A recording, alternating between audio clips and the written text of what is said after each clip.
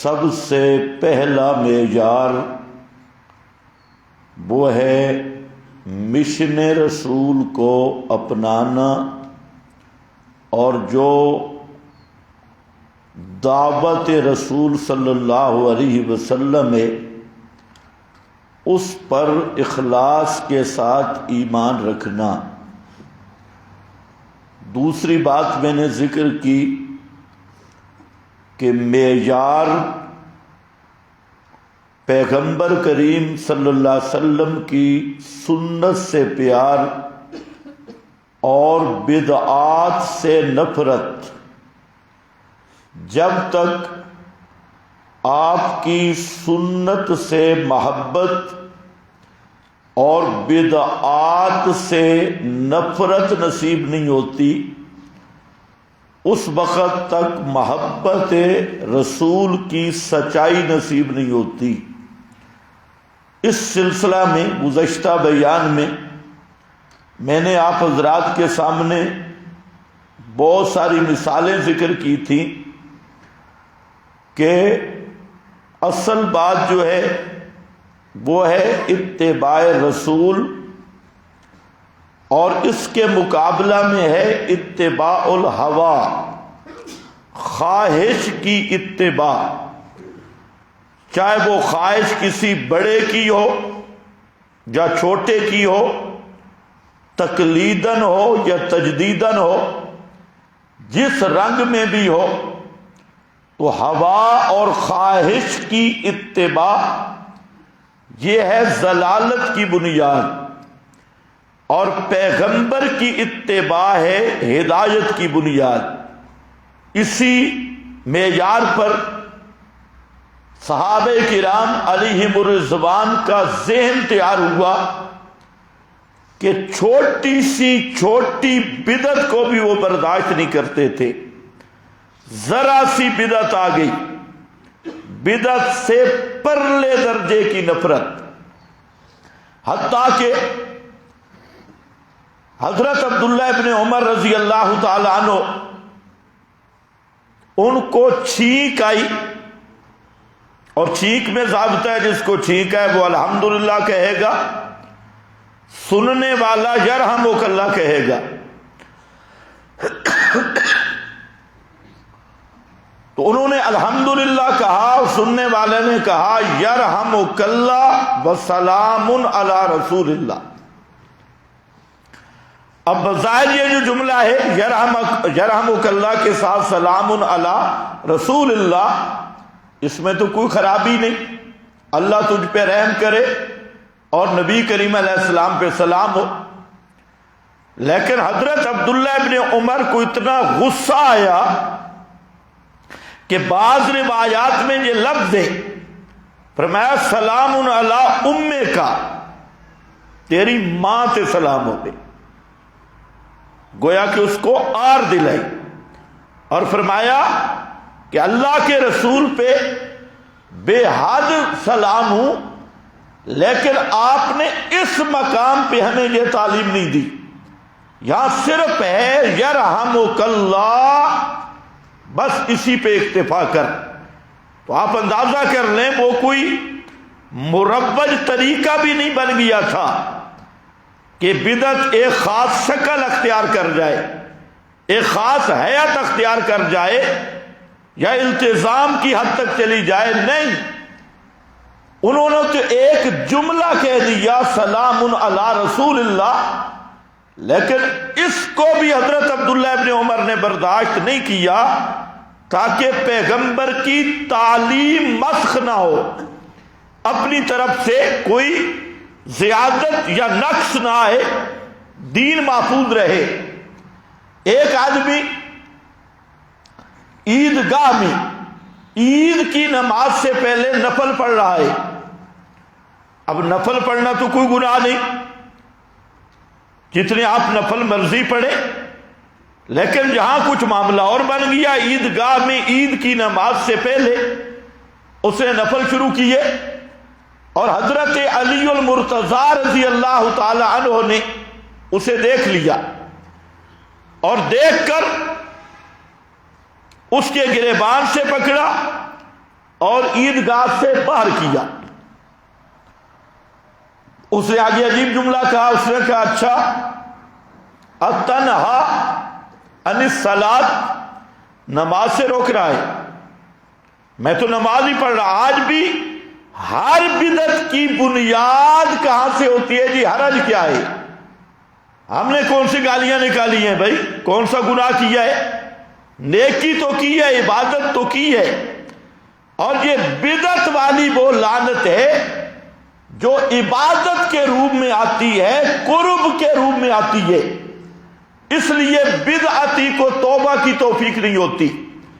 ہر گناہ گار گناہ کرتا ہے لیکن احساس سے گناہ اس کے دل میں ہے، اس جب احساس گناہ کا ہے اس کو توبہ کی توفیق مل جاتی ہے۔ لیکن جو بدعت کرنے والا ہے یہ ایسا بدبخت ہے کہ اس کو توبہ کی توفیق اس لیے نہیں ملتی کہ اس کے اندر گناہ کا احساس نہیں، گناہ کر رہا ہے اور اس کو اللہ کی رضا سمجھ رہا ہے، عبادت سمجھ رہا ہے، تو یہ کیسے توبہ کرے گا اور کیسے توبہ کی توفیق ملے گی؟ تو انہوں نے کہا میں نے تو نماز پڑھی۔ حضرت علی المرتضیٰ رضی اللہ تعالیٰ عنہ نے فرمایا کہ میں نے اللہ کے نبی کے ساتھ عید کی نماز پڑھی ہے۔ آپ عیدگاہ میں عید کی نماز سے پہلے نفل نہیں پڑھتے تھے، اور تو پڑھ رہا ہے تو یہی مخالفت سنت تجھے جہنم میں لے جائے گی۔ تیسری مثال مسلم شریف میں ہے کہ جو چاشت کی نماز ہے، اس کے فضائل بھی حدیث میں موجود ہے۔ چاشت والی نماز کچھ سمجھ آتی ہے؟ چاشت کی نماز، چاشت والی نماز کے فضائل حدیث میں اور ثبوت بھی ہے، لیکن حضرت عبداللہ ابن عمر دیوار کے ساتھ ٹیک لگا کے بیٹھے تھے، اور لوگ مسجد میں ایک پورے اہتمام کے ساتھ آئے، تدائی اور اہتمام کے ساتھ، اور انہوں نے وہ چاشت کے نوافل ایک ترتیب سے پڑھنے شروع کیے۔ تو حضرت عبداللہ ابن عمر سے ایک آدمی نے پوچھا یہ کیا ہے؟ فرمایا یہ بدعت ہے۔ اب وہ کیا بدعت ہے؟ ان کا یہ اہتمام کر کے آنا اور خاص حیت اختیار کر کے آنا۔ تو ابن عمر بیٹھ رہے ہیں اور ساتھ بتا رہے ہیں یہ بدعت ہے۔ اس طرح کا اہتمام اور اس طرح کی حیت پیغمبر کریم صلی اللہ علیہ وسلم سے ثابت نہیں، یعنی جہاں کوئی بدعت کا دروازہ بھی کھل سکتا تھا کسی تعویل سے، صحابہ اس کو بھی برداشت نہیں کرتے تھے۔ حتیٰ کہ ایک آدمی ممبر پہ کھڑا ہوا اور خطبہ کے دوران، جو جمعے کا خطبہ ہے، تو اس نے دونوں ہاتھ اس طرح حرکت دینی شروع کی۔ اب خطبہ کے دوران ہاتھ کو اپنا ہاتھ ہلا رہا ہے، تو سامنے بھی عربی ہے، خطبہ بھی عربی میں ہے، جیسے تقریروں میں ہاتھ اوپر بلند ہو جاتے ہیں تو اس کے بلند ہوئے، ایک دفعہ ہوئے، جب دوسری دفعہ اس نے ہاتھ بلند کیا تو آگے سے نبی کا صحابی کھڑا ہوا، اس نے کہا کبہ اللہ یدیک، تیرے ہاتھوں پہ خدا کی لعنت ہو۔ پیغمبر کریم نے تو خطبے کے دوران جو ہاتھ نہیں ہلائے، جو تو ڈانس کر رہا ہے اور ہاتھ ہلا رہا ہے، اس طرح میرے نبی نے خطبہ نہیں دیا جیسے تو خطبہ دے رہا ہے، اور خطبے کے دوران اس طرح ہاتھوں کو حرکت دے رہا ہے۔ یعنی اتنی چیز بھی صحابی نے برداشت نہیں کی، اور وہ ہاتھ ہلانے والا کوئی عام مولوی نہیں تھا، وہ گورنر تھا، گورنر تھا اس وقت کا گورنر۔ ایک گورنر کے سامنے یہ کہنا کبہ اللہ یدیک، تیرے ہاتھوں کو اللہ توڑ دے، ان پہ لعنت پڑے، کیوں ان کو تو نے حرکت دی؟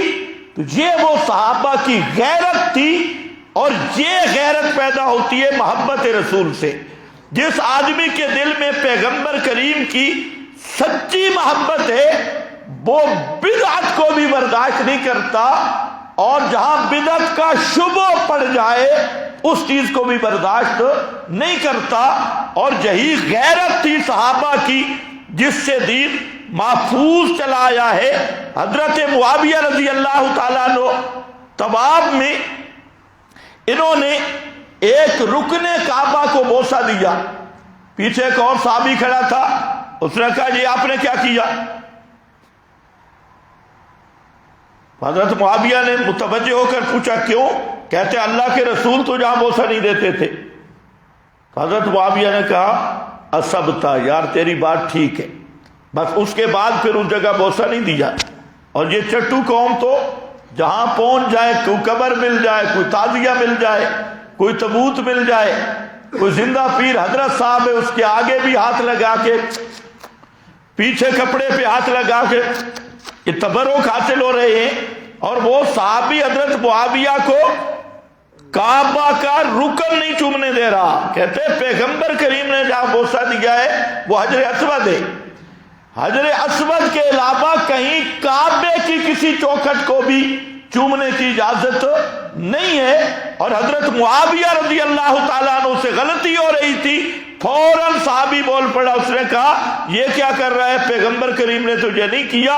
آگے انہوں نے کہا یہ نہیں کہا کہ حرج کیا ہے، کعبے نو چوم لائے تھے تا کیڑی گل ہے، نہیں، انہوں نے کہا یار تیری بات ٹھیک ہے، پھر ایسا نہیں ہوگا۔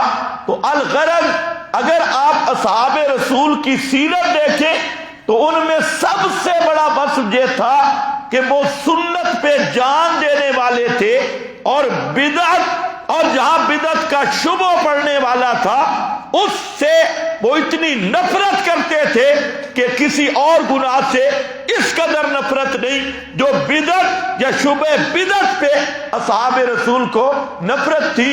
تو اس لیے میرا بھائی، پیغمبر کریم کی سچی محبت یہ ہے کہ ہر بدعت سے نفرت کر۔ ہر بدعت، میں نے کیوں کہا؟ ہر فرقے کی بدعتیں اپنی اپنی ہیں۔ اچھا، سب کی چابی ایک ہے، بدعات مختلف پہ۔ کچھ بدعات روافض کرتی ہیں، عملاً ویسے تو رفض ہے ہی پوری بدعت، تو کچھ وہ مثلا تعزیہ، تبوت، پٹکا، محرم کے دیگے، نظریں، سبیلے اور کالے کپڑے ماتم کی علامت 10 محرم تک، یہ بدعات کس کی ہیں؟ اہل تشیع کی۔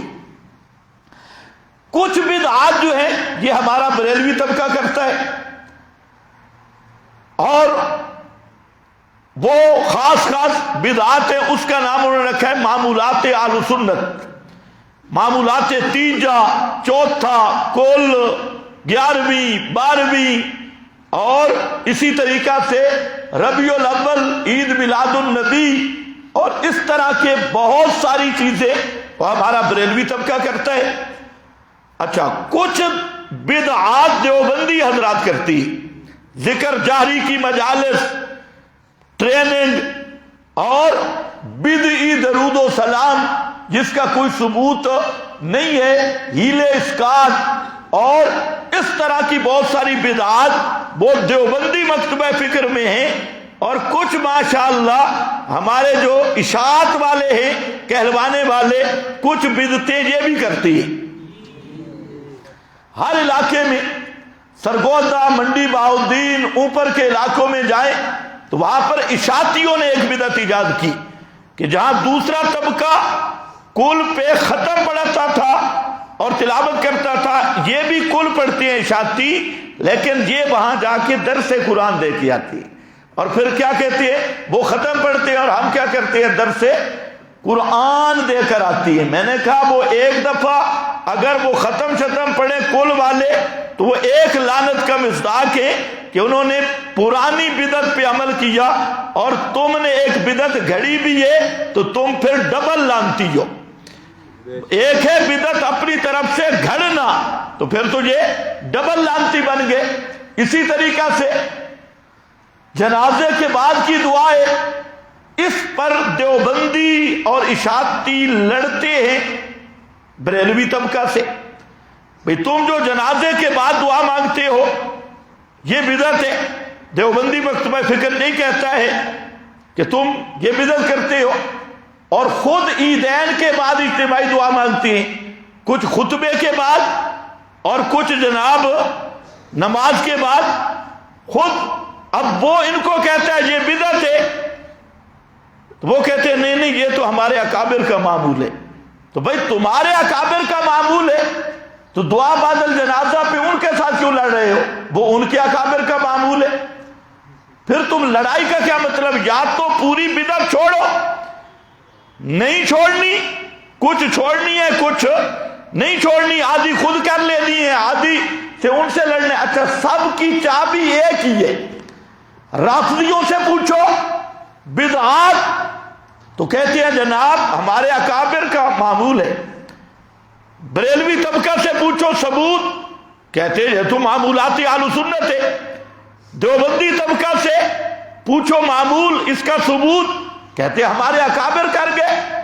اور اب تمہارے اندر بھی ایسے بھگوڑے پیدا ہو گئے کہ وہ بدعات پہ اڑ کے آگے کیا کہتے ہیں ہمارے بزرگ کر گئے، ہمارے فلانے کر گئے، ہمارے فلانے کر گئے۔ جہاں امام کعبہ ہے اسلام آباد میں، حضرت شیخ القرآن رحمت اللہ علیہ ساتھ تھے، مغرب کی نماز تھی اور مولانا عبداللہ صاحب لال مسجد والے بزرگ وہ بھی ساتھ تھے۔ تو امام کعبہ نے مغرب کی نماز پڑھائی۔ اب مسئلہ یہ ہے کہ کعبۃ اللہ اور مسجد نبوی حنبلی لوگ ہیں، وہ ہر بدعت سے بھی بچے ہیں اور جہاں بدعت کا شبہ پڑ جائے اس سے بھی وہ دور ہیں۔ تو وہ فرائض کے بعد مربع اجتماعی دعا کے قائل نہیں ہیں۔ آپ بھی شاید ادھر گئے ہوں، تو جو گئے ہیں وہ تو کم از کم بولے نہ مکہ میں ہوتی ہے نہ مدینہ میں۔ مربع اجتماعی دعا جو پنڈی اسلام آباد میں خصوصاً امام سپیشل رکھا ہوا ہے کہ ان کو اللہ سے مانگ کر دیتے ہیں، اور یہ آمین آمین کہتے ہیں، اور امام صاحب یعنی لگتا ہے کہ ان کا خود اللہ سے براہ راست کوئی تعلق نہیں، امام ان کو مانگ کے دے گا اور یہ کہیں گے آمین آمین آمین۔ اچھا کہ ایسے جھلڑ بھی ہے، امام ابھی دعا شروع نہیں کرتا، یہ پہلے کہتے امام دعا کے شروع میں کہتا ہے آمین۔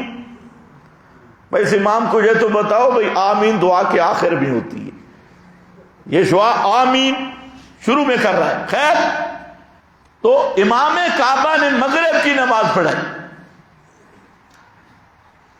اب وہ تو دعا نہیں کرتے، اجتماعی دعا جو مربع ہے، ویسے تو میں کئی دفعہ بتا چکا ہوں فرائض کے بعد انفراداً وہ دعائیں وہ اذکار جو آپ سے ثابت ہے بے شک مانگو، جو مسنون چیزیں اس کو تو نہیں چھوڑنا۔ خیر، تو مولانا عبداللہ صاحب کھڑے ہوئے، یہ آدمی جو اندر موجود تھا اب بھی زندہ ہے، وہ بھی ساتھ تھا، کھڑے ہوئے اور امام کعبہ کو کہنا چاہتے تھے جی بارش کی دعا کروا دو تاکہ دعا ہو جائے۔ انہیں پتا تھا فرائض کے بعد تو اجتماعی نہیں کرائیں گے، لیکن بارش کا نام لے لیں تاکہ دعا ہو جائے۔ تو حضرت شیخ القرآن اٹھے، جھپٹ کے اس کے کندھے سے پکڑا مولانا عبداللہ صاحب کے اور کہا بیٹھ جا بیٹھ جا، ان کو پتہ چلے کہ کعبہ والوں کا عمل کیا ہے۔ ہم اگر یہ مسئلہ بیان کریں گے ہمارے گلے پڑیں گے کہ فرض نماز کے بعد اجتماعی دعا کا ثبوت نہیں، اور آج انہیں پتہ چلے کہ کعبہ والا امام نماز کیسے پڑھاتا ہے۔ خبردار دعا کا نہیں کہنا، بیٹھ جا۔ یہ حضرت شیخ القرآن رحمت اللہ تعالی علیہ خود یہ بات کی۔ حضرت سید عنایت اللہ شاہ صاحب بخاری رحمت اللہ تعالی علیہ وہ دعا اتنی لمبی کرتے کہ کوئی ان کے ساتھ بیٹھ ہی نہیں سکتا تھا۔ ایک آدمی نے پوچھا کہ حضرت آپ اتنی لمبی دعا کرتے ہیں، فرمایا یہ بھی ایک طریقہ ہے ان کو بتانے کا کہ اجتماعی دعا کا کوئی ثبوت نہیں، یہ بھی ایک عمل ہے، طرز ہے۔ تو بہرحال میں عرض یہ کر رہا تھا کہ اب سوال کیا ہوتا ہے، جنازے کے بعد اجتماعی دعا پر سارے جو دلائل پیش کرتی ہیں تو ہم کہتے ہیں وہی دلائل ذرا عیدین کی نماز کے بعد بھی فٹ کر لو، اور بھی جو مربع بدعات تم نے نکالی ہے اس پر بھی فٹ کر لو، تو مطلب میرا کہنے کا یہ ہے کہ محبت رسول اس چیز کا نام ہے کہ ہر بدعت، چاہے وہ کوئی فرقہ کرے، جو بدعت ہے اس سے بچ جا، چاہے اوپر لیبل کوئی بھی لگا ہو۔ حتیٰ کہ فقہا نے ایک ضابطہ لکھا، اذا تردد الامر بین السنت والبدعہ، تورے کا جب ایک کام میں یہ اختلاف یا شبہ پڑ جائے کہ یہ سنت ہے یا بدعت ہے، تو اس شبہ پر اس کام کو نہیں کیا جائے گا، تورے کا چھوڑ دیا جائے گا، کیونکہ سنت پہ عمل کرنے کا ثواب اور فائدہ اس قدر نہیں جتنا بدعت کے ارتکاب پر جرم اور گناہ ہے۔ اللہ جانے جی سب فقہا نے لکھا، مولویوں کو سمجھ کیوں نہیں آ رہا؟ تو خیر عرض میں یہ کر رہا ہوں کہ عام طور پہ سمجھتے ہیں یہ کوئی معمولی گناہ ہے، یہ معمولی گناہ نہیں۔ امام الانبیاء صلی اللہ علیہ وسلم نے فرمایا اہل البدعۃ ہم کلاب اہل النار، جو بدعتی ہیں وہ جہنم کے کتے ہیں، کلاب اہل النار۔ اور اس روایت کو تو احمد رضا خان نے فتاوی رضویہ میں بھی تعریر کیا کہ اہل البدعۃ ہم کلاب اہل النار، وہ جہنمیوں کے کتے ہیں۔ تو ہم کہتے ہیں جہنمیوں کے کتے نہ بنو، پیغمبر کے متبع بن جاؤ اور سنت کو تلاش کرو، سنت کو ہر جگہ پہ تلاش کرو۔ اور جو آدمی سنتوں کے پیچھے چل گیا اور سنتوں کو تلاش کیا وہی کامیاب ہے۔ حضرت معاذ بن جبل رضی اللہ تعالیٰ عنہ پیغمبر کا صحابی ہے، فرماتے ہیں فَإِيَّاكُمْ وَمَا يُبْتَدَعُ فَإِنَّمَا ابْتُدِعَ ضَلَالَةٌ۔ یہ ابو داؤد پڑھ رہا ہوں۔ حضرت معاذ بن جبل فرماتے ہیں کہ اے لوگو خبردار، ہر ایاکم وما یبتدع، ہر بدعت سے بچ جاؤ، فإنما ابتدع، جو بھی بدعت ہے دین میں، ضلالۃ، وہ گمراہی ہے، کوئی بدعت حسنہ نہیں، ما ابتدع، جو بدعت بھی ہے سب کی سب وہ گمراہی ہے اور جہنم کا راستہ ہے۔ عمر بن عبدالعزیز جو معروف تابعی ہیں اور بڑے درجے کے عالم بھی ہیں اور خلیفہ بھی ہیں، ان کو ایک آدمی نے خط لکھا کہ مجھے کوئی ایک مسئلہ درپیش ہے، تقدیر کے متعلق ایک مسئلہ پوچھا۔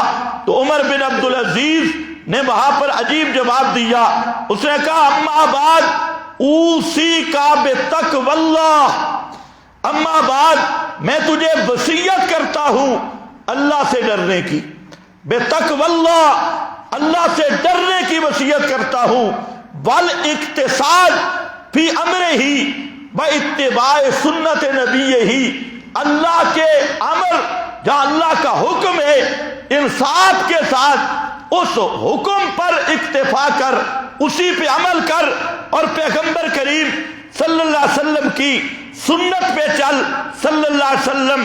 اور میں تجھے وصیت کرتا ہوں فی ترک ما احدث المحدثون بعد ما جرت به سنتہ فعلیک بلزوم السنہ فانھا لک باذن اللہ اسما۔ فرماتے ہیں کہ جو سنت ہے اسی پہ ڈٹ جا، اسی پہ پکا رہے اور سنت سے ہٹ کر کسی بدعت کی طرف نہ جانا، یہی عصمت ہے، اللہ کے ہاں بچ جائے گا، جہنم سے بچ جائے گا، اللہ کی ناراضگی سے بچ جائے گا، اسی میں تیری حفاظت ہے۔ سنت پہ پکا ہو جا، بدعتوں کو چھوڑ دے۔ یہ کون ہے؟ عمر بن یہ حوالے میں اس لیے دے رہا ہوں کہ پھر کوئی بیماری آ جاتی ہے جی ہمارے اکابر، ہمارے فلانے، یہ سب اکابر کے اکابر ہیں، سب سے بڑے لوگ ہیں۔ حضرت عبداللہ بن مسعود رضی اللہ تعالیٰ عنہ کی مسلم شریف میں حدیث موجود ہے، فرماتی ہیں کہ لو ترکتم سنت نبیکم لزللتم عن الہدی، اگر تم نے پیغمبر کی سنت کو چھوڑ دیا تم ہدایت سے پھر جاؤ گے، ہٹ جاؤ گے، لزللتم عن الہدی، ہدایت تمہیں نصیب نہیں ہوگی۔ اسی طرح حضرت عبداللہ ابن عباس سے ان سے ایک آدمی نے کہا، اور وہ آدمی بھی حضرت عثمان، یہ تابعی ہیں، یہ کہتے ہیں میں ابن عباس کے پاس گیا، فقلت اوصینی، مجھے وصیت فرماؤ، فقال نعم علیک بتقوی اللہ، میری وصیت یہ ہے ہر مقام میں اللہ سے ڈرنا، بل استقامہ، اور دین پہ مضبوط رہنا، کچا نہیں پڑنا، الاستقامہ، ڈٹ جا دین پر، اتبع ولا تبتدع، اتباع کر پیغمبر کریم کی، لا تبتدع، تے بدعتیں نہ کر، بدعتیں چھوڑ دے۔ یہ کون کہہ رہا ہے؟ حضرت عبداللہ ابن عباس رضی اللہ تعالیٰ عنہ، اتبع ولا تبتدع، اتباع کر، بدعات نہ کر، ان سے بچ جا۔ یہی معیار ہے پیغمبر کریم صلی اللہ علیہ وسلم کی سنت کا، اور خود آپ صلی اللہ علیہ وسلم نے ارشاد فرمایا، یہ بھی مسلم کی حدیث ہے، فرمایا ما بعث اللہ من نبی الا کان لہ من امتی حواریون و انصار، اللہ نے جتنے نبی بھیجے ہر پیغمبر کے اس کی امت سے خاص لوگ، انصار مددگار، حواری ان کے خواص، مخلص یار وہ ہوتے ہیں۔ اور وہ کون ہوتے ہیں؟ حواری اور انصار پیغمبر کے، یستنون بسنتی ویتبعون ہدیہ، جو پیغمبر کی سنت کو اختیار کرتے ہیں اور پیغمبر کی ہدایت اور طریق کی اتباع کرتے ہیں، ثم یخلف من بعدہم خلوف، پھر ان کے بعد جانشین آ جاتی ہے۔ حواریوں، مخلصین، اور مخلصین کا معیار کیا بتایا؟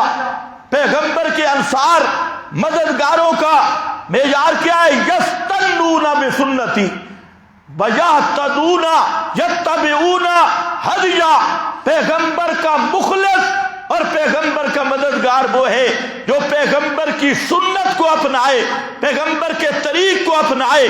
یہ ہے حواری رسول، یہ ہے انصار رسول، اور یہ پیغمبر کی حیات تک نہیں، قیامت تک ایسے حواری، خواص اور انصار ناصر سنہ کامل البدع، یہ قیامت تک پیدا ہوتے رہیں گے جو دین کی حفاظت کرتے رہیں گے۔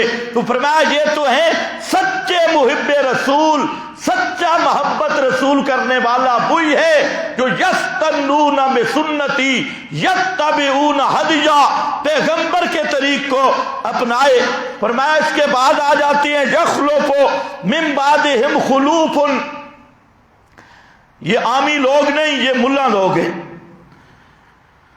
ملا لوگ، ایسے خلیفے خلوف، یقولون ما لا یفعلون وَيَفْعَلُونَ مَا لَا يُعْمَرُونَ، وہ کام کرتی ہیں جو خود عمل نہیں، اور یفعلون ما لا یؤمرون، ایسے ایسے کام نکالتے ہیں جو شریعت میں ثابت ہی نہیں، پیغمبر نے انہیں حکم ہی نہیں دیا۔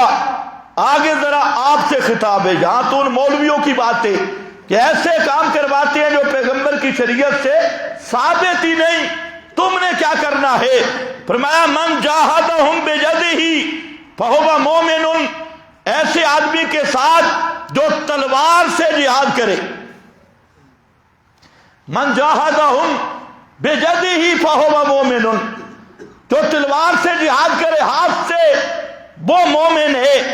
ومن جاہدہم بلسانہ، اور اگر تلوار سے طاقت نہیں تو یہ زبان بھی تلوار والا کام کرتی ہے، لسان ہی، زبان سے ان کو ضربیں لگاؤ، ان کی بدعات کو اکھیڑے، فہو مومن، وہ بھی مومن ہے۔ اگر زبان سے بھی طاقت نہیں تو فرمایا ایک حدیث میں تو جہاں تک ذکر کیا ہے کہ لیسا براء ذالک من الایمان، اگر یہ زبان جہاز سے نہیں روکتا تو رتی جتنا ایمان بھی نہیں، حبہ، سرسوں کے دانے جتنا۔ اور ایک اور حدیث میں آ گئی، یا تھوڑی سی رعایت مل گئی کہ اگر ہاتھ سے بھی نہیں تو پھر کم از کم دل میں نفرت ہو، دل میں نفرت ہو. اگر دل میں بھی نفرت نہیں تو پھر ایمان کا ذرہ بھی نصیب نہیں ہوگا. تو یہ کس کے لیے ہے؟ یہاں دو باتیں: پیغمبر کی سچی محبت اتباع اور بدعات سے نفرت ہے، بدعات کے خلاف جہاد ہے. اور جو بدعت کرنے والے ہیں ان کے ساتھ جہاد کرنا ہے، انہیں گلے نہیں لگانا، انہیں بابا جی نہیں کہنا، آپا جی، اور انہیں بزرگ نہیں کہنا. جاہدہم، ان سے جہاد کرنا ہے، زبان سے، تلوار سے، زبان سے نہیں تو کم از کم دل کے اندر ان سے نفرت ہوگی اور تب ایمان بچے گا، ورنہ ایمان نہیں بچے گا. یہ تو روایت بخاری اور مسلم کی ہے، اور اسی طرح حضرت ابو ہریرہ رضی اللہ تعالیٰ عنہ کی، اور جہاں پر اس سے ملتی جلتی اگر یہ سلسلہ شروع ہو جائے تو پھر یہ ختم ہونے والا بھی نہیں. خلاصہ یہ ہے کہ میں نے عرض کیا ہے کہ دوسرا جو سب سے بڑا معیار پیغمبر کا مشن مان کے، توحید مان کے شرک سے نفرت کرو، اور پیغمبر کی سنت پہ چل کے بدعت سے نفرت کرو. جو دو چیزوں میں آدمی پکا ہو جائے یہ ہے سچا محب رسول. پھر اس کے تقاضے اور علامات، ان میں ایک علامت محبت رسول کی ہے محبت قرآن. علماء نے لکھا کہ پیغمبر کریم کے ساتھ محبت کی علامت ہے حب القرآن، قرآن کے ساتھ محبت کرنا. کیونکہ یہ قرآن یہ میرے نبی کی پوری نبوت کا ترجمان ہے. یہ قرآن میرے نبی کی پوری محنت اور پوری مشقت اور پوری نبوت والی سعی کا حاصل ہے.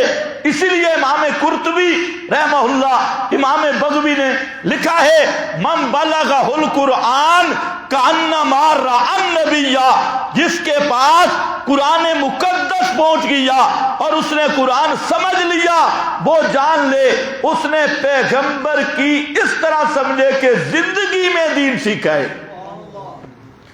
کأنما رأى النبی، وہ اس طرح سمجھے کہ وہ نبی کی زندگی میں دین سیکھ رہا ہے. کیونکہ پیغمبر کریم نے ساری زندگی کیا سکھایا؟ قرآن سکھایا. آپ نے تعلیم قرآن کی دی ہے، تبلیغ قرآن کی ہے، فیصلہ قرآن سے کیا ہے، تربیت قرآن سے کی ہے، تزکیہ قرآن سے کیا ہے. آپ کے پوری نبوت اور رسالت پر جو نصاب ہے نبوت رسالت کا وہ قرآن ہے. یہی وجہ ہے کہ ایک آیت ہے کہ من بلغ، اس آیت پر سب مفسرین نے لکھا ہے کہ من بلغہ القرآن کأنما رأى النبی، جس کے پاس قرآن پہنچ گیا اور اس نے قرآن کو سمجھ لیا اور قرآن کو مان لیا، وہ اس طرح سمجھے کہ اس نے سامنے بیٹھ کے پیغمبر کریم سے دین حاصل کیا ہے. یہ کیوں کہا؟ یہ اس لیے کہا کہ آج اگر قطعی اور یقینی طور پہ ہم کہہ سکتے ہیں کہ آپ کے سینہ مبارک سے جو چیز نکل کے ہم تک پہنچی ہے وہ یہ قرآن ہے. آپ کے قلب اطہر سے جو چیز نکل کے پہنچی، اسی لیے آپ نے فرمایا پہلے انبیاء کو بڑے معجزات دیے گئے، فرمایا اللہ نے مجھے قرآن والا معجزہ دیا، اور آگے فرمایا اس قرآن کی وجہ سے میری امت میں باقی انبیاء کی نسبت کثیر لوگ ہوں گے جن کو ہدایت ملے گی اس قرآن کی وجہ سے. تو حب القرآن یہ ہے علامت حب النبی کی. لیکن جہاں پر بھی شیطان نے ڈنڈی ماری، اس نے کیا محبت قرآن تمہیں بتا دی کہ ختم پڑھو. یعنی شیطان کے رستے دیکھو کہ جو پیغمبر کریم کی محبت تھی وہ اتباع تھی، اتباع سے ہٹا کے بدعت پہ لگا دیا. اتباع پہ وہ مزہ اس کو نہیں آتا جتنا بدعت پہ آتا ہے. نماز پڑھنے کا وہ مزہ نہیں ہے جتنا عرس میں ڈانس کرنے کا ہے.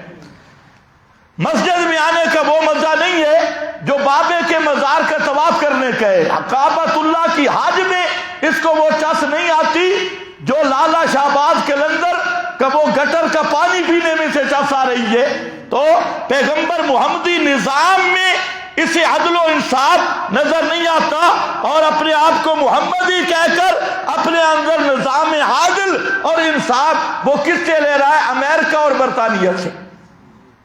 ہے مسلمان، اس کو کافر کہنا بالکل ناجائز ہے، بڑے مفتی کہتی ہے، اور باقی سارا مسلمان ہے صرف یہ کہتا ہے کہ محمدی نظام نہیں چاہیے، انگریز کا نظام چاہیے۔ اور میں کہا کرتا ہوں کہ آج کلمہ گو انگریز ہمیں مل رہے ہیں، یہ نقطہ سمجھنے والا ہے۔ کلمہ گو مسلمان نہیں، کلمہ گو انگریز۔ کلمہ پڑھ لیا لیکن سر سے لے کر پاؤں تک انگریز ہے، لباس انگریزی، سوچ انگریزی، تعلیم انگریزی، ذہن انگریزی، حتیٰ کہ پینٹ پتلون انگریزی، گھر انگریزی، باہر انگریزی، کھانا انگریزی، کھڑے ہو کے پینا انگریزی، سب کچھ انگریز ہے۔ صرف کلمہ پڑھنے والا، تو اس کو ہم کیا کہتے ہیں؟ کلمہ گو مسلمان نہیں ہے، یہ کلمہ گو انگریز صلیبی ہے۔ اس نے کلمہ پڑھا ہے لیکن اس کا پورا مزاج یہودیت اور صلیب کا ہے، اور وہی انگریز ہے۔ یہی آج دیکھیں گے اکثر لوگ کلمہ گو ہو کر پھر کیا ہے؟ انگریز ہے۔ اے پیچھے تمہارے کوئی سیاسی ایک نعرہ لگاتے ہیں ریاست مدینہ، ہمارے کئی مولوی بھی کہتے ہیں ماشاءاللہ جی ریاست مدینہ آ رہی ہے، اور اس کو یہ نہیں پتا کہ ریاست مدینہ کی تشکیل کیا ہے؟ یہ عورتیں نچانے سے ریاست مدینہ بنتی ہے۔ رات کو نوجوان لڑکے نوجوان لڑکیاں ان کے اختلاط اور ملے جلے جلوس، اس سے ریاست مدینہ بن جائے گی۔ اور پہلے مدینہ کی ریاست تب بنے گی کہ مدینے والے کی اتباع تو کرنا۔ مدینے والے نے عورت کو پردہ دیا اور تم نے سیاسی طاغوت کی پیروی میں عورتوں کو سرے بازار نچایا۔ تم کون ہو ریاست مدینہ والے؟ یہ تو بہتر ہے، اس سے تو مولوی صاحب بہتر ہے، وہ کہتے ہیں اب دین بدل گیا، اب جہاد بھی پرانا نہیں رہا، تلوار والے جہاد سے بھی جان گئی، فلاں بھی گئی، اس کے بعد ہم پکے ٹھکے طاغوتی ہیں اور طاغوت کے غلام ہیں۔ بندہ بے ایمان بھی بنے نا تو کھلا ہو کے بنے۔ ریاست مدینہ اس طرح قائم نہیں ہوتی، ریاست مدینہ قائم ہوگی ہر طاغوت پہ لعنت کر، اور اپنے ملک میں قانون کتاب و سنت کا چلا۔ یہ مدینے والے کا قرآن ہے، وہاں سے آیا ہمیں ملا۔ اب یہ قرآن جب تک تیری اسمبلی میں نہیں، جب تک تیری عدالت میں نہیں، جب تک تیرے سپریم کورٹ میں نہیں، مجرم کے سر پہ قرآن ہے لیکن جج کے ہاتھ میں انگریز کا قانون ہے۔ کلمہ نبی کا پڑھتا ہے اور قانون سارا وکیل کے پاس انگریز کا، جج کے پاس انگریز کا، دفعات سارے انگریز کے۔ تو یہ اگر ان کو میں کلمہ گو انگریز نہ کہوں تو کیا نام دوں؟ ابھی ماشاءاللہ ہمارے ایک آرمی چیف آئے حافظ قرآن، اس پر مجھے بڑی خوشی ہے کہ حافظ قرآن آ گیا۔ تو میں تو اس کو مشورہ دوں گا کہ یہ جتنے طاغوتی ہیں، آپ کے سینے میں خدا کا قرآن ہے، اور ان سارے سیاسیوں کو الٹا لٹکا کے اس ملک میں قرآن کا قانون نافذ کر دیں۔ کرنا چاہیے یا نہیں؟ بھائی حافظ قرآن یہ آپ کی خوش قسمتی ہے کہ آپ کا تو اب جرنل حافظ قرآن ہے۔ ایک تو اس سارے لابی کا یہ بت ٹوٹ گیا جو کہتے ہیں حافظ بنے گا تو بھوکا مرے گا، حافظ بنے گا بھوکا مرے گا۔ مولویوں کے پتر بیچارے کسی کھاتے ہیں، مولوی دا پتر ہے، مولوی کا بیٹا ہے حافظ قرآن۔ انڈیا کو بہت تکلیف ہوئی، کہتے ہیں ملا جرنل آ گیا۔ میں کہ پترو اب پچا نہ ملا جرنل آ گیا۔ تو حافظ قرآن کا آرمی چیف بننا یہ بہت بڑا اعزاز ہے پاکستان کے لیے، اور اس آرمی چیف پہ ضروری ہے، ان کو ہم بتاتے ہیں وہ بھی جانتے ہیں، یہ جتنے اردا گرد یہ سارے سیاسی پراڈی ہے، اور ایک چیز میں یہ سارے سچے۔ ایک چیز میں صادق اور امین ہے، ایک ہی چیز ہے، اور وہ یہ جو ایک دوسرے کو ڈاکو کہتی ہے، ایک دوسرے کو چور کہتی ہے، ایک دوسرے کو خائن کہتی ہے، وہ کہتے ہیں وہ بے ایمان، یہ کہتے ہیں یہ بے ایمان۔ میں کہتا ہوں خدا کی قسم اس بے ایمانی میں اور الزام تراشی میں ساری سیاسی جماعتیں سچی ہے۔ یہ آپ کو سمجھ آ گئی؟ دیکھو اس سے بڑی ہم تعین کیا کر سکتے؟ اس میں سچے، اس لیے یہ سب فراڈی ہے اور سب کرسی کے لیے ملک کو تباہ کرنے والے۔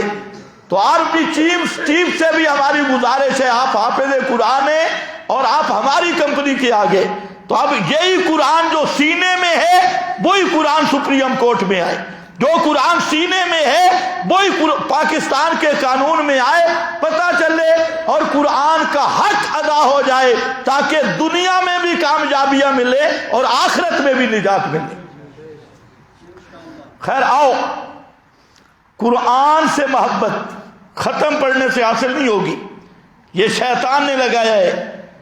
ختم پڑھو جی، تعویذ لکھو جی، اب تو ماشاءاللہ بڑے بڑے مباحثوں انہوں نے شروع کر دی آدھا آدھا قرآن لٹکانے کے لیے۔ جی جائز ہے، یجوز ہو، جائز ہے، ادھر تلاشی لو تعویذ، ادھر تلاشی لو تعویذ، اور کئی کہتے ہیں کوئی مسئلہ نہیں، چھوٹے بچوں کے لیے تعویذ لی ہے، خود تو بے ایمان نہیں بنا، چھوٹے بچوں کو بنا رہا ہے، تربیت کر رہا ہے۔ اور میرا بھائی یہ تعویذ شاویذ کوئی چیز نہیں، یہ جو لوگوں نے منڈیاں بنا رکھی ہے یہ صرف کاروبار ہے، اس کی کوئی حقیقت۔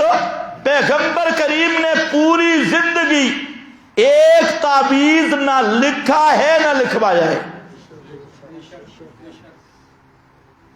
کیا کہا میں نے؟ اگر کسی مولوی میں جرأت ہو تو پیش کرے کہ نبی کریم صلی اللہ علیہ وسلم نے قرآن لکھوایا۔ آپ کے کاتب تھے، ایک مولوی صاحب کو میں نے کہا کہ آپ سے ثابت ہے، کہتے آپ تو لکھ نہیں سکتے تھے۔ میں نے کہا لکھوا تو سکتے تھے، یہ بھی ایک بات سے لکھ سکتے نہیں تھے، کیا نہیں لکھ سکتے تھے، لیکن لکھوا تو سکتے تھے۔ تو آپ نے پورا قرآن لکھوایا، لیکن ایک آیت لکھوا کے کسی کے گلے میں ڈالی ہو، کسی کے بازو میں لٹکائی ہو، یا کسی اور کو دی ہو، اور پھر جو مروجہ یہ دکانیں بنی ہوئی ہے اور مختلف قسم کے جہاں ہتھیار چلتے ہیں یہ، اور ان میں تو قرآن بھی نہیں ہوتا، ان میں تو نرا فراڈ اور بے ایمانی۔ تعویذ اٹھا کے دیکھو، اندر یا فرعون یا حمان یا قارون پتہ نہیں کیا کیا بکواس لکھی ہے اور شرکیہ کلمات لکھے ہیں، اس پہ قوم کو لگا دیا یہ قرآن کے ساتھ دشمنی ہے، یہ قرآن کے ساتھ محبت نہیں۔ قرآن بیچنا، تقریروں میں بیچنا، فتوے بیچنا، مسئلے بیچنا، ختم بیچنا۔ ہم گجرانوالہ میں تھے، قاری صاحب تھے، اس نے ماشاءاللہ ہم نے جتنے دیکھا، ہم پڑھ رہے تھے تو وہ قاری صاحب کو ہم جانتے تھے، اس قاری صاحب نے ہم 2 مہینے سے دیکھ رہے تھے، اس نے کبھی ایک لفظ بھی تلاوت نہیں کی، نماز نہیں پڑھتا تھا، تلاوت کرنا تو دور کی بات، سوئے خر خر خر۔ بڑھیا آئی تو اس نے کچھ سودا کیا، بڑھیا نے، اتنا ہم نے سن لیا 17 یا 16۔ تو ہم نے پوچھا قاری صاحب یہ کیا؟ تو کہتے ہیں وہ آئیے، اس نے اپنی اماں کے لیے ختم مجھ سے لینے تھے، اس نے پوچھا تیرے پاس کتنے ختم ہیں؟ میں نے کہا 17 ختم ہیں، اور فی ختم 500 روپے۔ تو میں نے کہا آپ نے تو تلاوت ہی کبھی نہیں کی، 17 ختم بیچی ہے۔ تو کہتے ہیں میں نے تو تلاوت نہیں کی، پیسے بھی لے کہ نہیں 17 کو 5 سے ضرب دو، پیسے تو مل گئے۔ تو کہتے ہیں میں تلاوت کرتا بھی صحیح، تب کون سا ثواب ملنا تھا اس کو، جیسے وہ خرید رہی ہے تو ہمارے جیب تو تازہ ہے، ہمیں تو مل گیا۔ یہ ان لوگوں نے قرآن کے ساتھ فراڈ بنائے، مذاق بنایا، اور کہتے ہیں ہم مسلمان ہیں۔ قرآن کو ذریعہ معاش بنانا یہ قرآن کے ساتھ محبت نہیں، تقریریں بیچنا یہ قرآن کے ساتھ محبت نہیں، موسمی مسئلے بیان کرنا جہاں لوگ ذرا مباحث دے وہاں ذرا کڑوی توحید بیان کر دے، جہاں لوگوں کو پتہ چلتا نہیں اندر باہر کی چار لطیفے سنا کے درمیان سے گزر جانا، اسی کا نام یہودیت ہے۔ یہودی یہی ہوتے تھے۔ اگر کسی نے یہودی نہیں دیکھے، خدا کی قسم ان ملا کو دیکھ لے کہ جہاں مسئلے کی ضرورت ہے وہاں بیان ہی نہیں کیا، اور جہاں جس قسم کا مزاج ملا ان لوگوں کو خوش کیا، یہ بھی خوش وہ بھی خوش وہ بھی خوش، اور حقیقت مسئلہ کے چور بن گئے۔ اگر کسی نے پرانے یہودی نہیں دیکھے تو یہ بالکل ہو بہو انہی کا فوٹو سٹیٹ ہے، دعویٰ کوئی بھی ہو۔ بھئی قرآن کی محبت کیا ہے؟ سبحان اللہ، قرآن کی محبت یہ ہے سب سے پہلی چیز، اس قرآن کو پڑھنا سیکھ۔ جس عمر کا بھی ہے، صحابہ بھی آپ کی خدمت میں آئے، کوئی 80 سال کا، کوئی 60 سال کا، کوئی 50 سال کا، اپنی عمر کو نہ دیکھ، اس قرآن کو پڑھ، اس کے کلمات سیکھ، چاہے عمر بڑی ہے یا چھوٹی ہے۔ اگر 4 لفظ بھی روزانہ سیکھنا شروع کر دے، ناظرے پڑھنا شروع کر دے، تو انشاءاللہ چند مہینوں میں، سال میں آپ قرآن پاک کو دیکھ کے پڑھنے کے قابل ہو جائیں گے۔ تو کم از کم محبت تو کرنا، اس قرآن کو پڑھنے کا سیکھ، تعلیم سیکھ۔ پیغمبر کریم نے فرمایا خیرکم من تعلم القرآن وعلمہ، تم میں سب سے بہتر وہ ہے جو قرآن سیکھے اور قرآن سکھائے۔ تو اس لیے میرا بھائی وقت ضائع نہ کر، آج فیس بک پہ سارا دن لگائے اور خبروں پہ سارا دن لگائے، سیاسی پارٹیوں کی خوشامد میں سارا دن لگائے، ابھی الیکشن پھر سر پہ آ گئے اور سارے یہ مینڈک باہر نکل آئے، ان کی سپورٹ میں سارا دن لگائے، اور کتنے افسوس کی بات ہے کہ ہے بھی مسلمان اور اپنی کتاب دیکھ کے نہیں پڑھ سکتا۔ حافظ بننا کوئی ضروری نہیں، کم از کم قرآن تجھے دیکھ کے آنا چاہیے، اور اس کو سیکھنے کا عزم کرے گا، اس کو قرآن کو سیکھنے کا عزم کر لے، اور نہ دیکھ میری عمر کیا ہے، نہ دیکھ میرا پیشہ کیا ہے، ایک آیت روزانہ سیکھ لے، آیت پوری نہیں، آدھی آیت، 4 کلمات کسی سے سیکھ لے کہ مجھے یہ قرآن پڑھا یار، یہ قرآن ہے کیا، اور ناظرے کم از کم۔ اس کے بعد جو دوسری بات ہے وہ ہے قرآن کو سمجھنا۔ قرآن سمجھ، یہ اللہ کا فرمان ہے، اور یہ تیرے لیے آیا ہے، یہ مولویوں کے لیے نہیں، یا کسی اور اونچے درجے کے 18 علوم والے کے لیے نہیں۔ فرمایا ہدی للناس، یہ قرآن آئے ساری کائنات کے لیے ہادی بن کے، ہدایت بن کے۔ ہدایت تب ہوگا نا اس کو سمجھو گے۔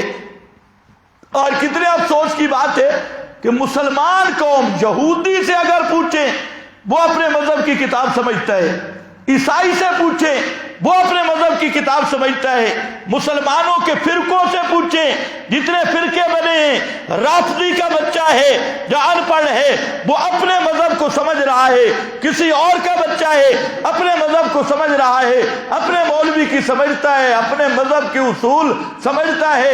رافضی اسے پتہ ہے 10 محرم کو پیٹنا، 10 دن پیٹنا یہ اس کا مذہب ہے، کوئی بریلر ہے وہ بھی اپنی ساری بدعات کو سمجھے ہوئے ہے، اور اگر نہیں سمجھا مسلمان تو قرآن کو نہیں سمجھا۔ اور اس کا طریقہ بھی یہ ہے کہ کم از کم 1 آیت 2 آیت زیادہ نہ ہو، اس کا روزانہ معمول بنا لے، ترجمہ دیکھے، اور پھر جو سمجھ نہیں آتا پوچھے۔ کوئی عالم ہوگا، کوئی حافظ ہوگا، کوئی دوسرا ہوگا، کوئی قرآن کا ترجمہ کرنے والا، پوچھیں۔ پھر جب ایک پورا رکوع بن جائے تو جو جہاں میرے پاس جمعہ پڑھنے آتی ہیں ان سب سے میری گزارش ہے جب رکوع کا ترجمہ دیکھ لو تو 15 منٹ نکال کے میرے پاس آ جاؤ، صرف 15 منٹ میں انشاءاللہ میں پورا رکوع سمجھا دوں گا۔ لیکن رکوع کا ترجمہ وہ آپ چاہے دیکھیں یا کسی سے سیکھیں، ترجمہ سیکھ کے پورا رکوع کو سمجھانا ہمارا کام ہے، جو ہمارے اس ادارہ کے ساتھ متعلق ہے۔ اسی طرح جہاں تک میری آواز جائے، جہاں مواحد عالم جو ماہر قرآن ہو، خطیبوں سے قرآن نہیں سمجھنا. خطیبوں کو وہی ایتیں بھی پوری نہیں آتی جو تمہارے سامنے تقریر میں کرتی ہے. قرآن کسی ماہر قرآن سے سمجھنا ہے اور ترجمہ سیکھنے کی. اگر آپ 4 ماہ تک یہ کوشش کر لیں کہ میں نے قرآن سمجھنا ہے، 1 آیت 2 آیتیں 3 آیتیں، اگر آپ اس پہ پکے ہو جائیں، خدا کی قسم ایک وقت آئے گا کہ آپ چند تھوڑے سے عرصے میں قرآن کے ماہر بن جائیں گے. اور سب سے بڑی بات ہے قرآن پاک کا سمجھ آ جانا. مولویوں سے جان چھوٹ جائے گی، بڑے بڑوں سے جان چھوٹ جائے گی. پھر تیسری چیز ہے قرآن کی دعوت کو عام کرنا. اور قرآن کی دعوت عام تب ہوگی جب آپ قرآن سمجھیں گے. اور چوتھی چیز یہ ہے قرآن پاک کے نفاذ کی کوشش کرنا. یہ سارے نظام کرپٹ ہیں. آج جتنا نظام ہے لوگوں کو سمجھ نہیں آتی. یہ جتنا نظام موجودہ نظام ہے یہ ظلم کا نظام ہے، کرپٹ نظام ہے. چاہے سیاسی پارٹی کوئی کھڑی ہو جائے اور کسی اچھے دعوے کے ساتھ کھڑی ہو، جس نظام کی ابتدا میں انصاف نہیں.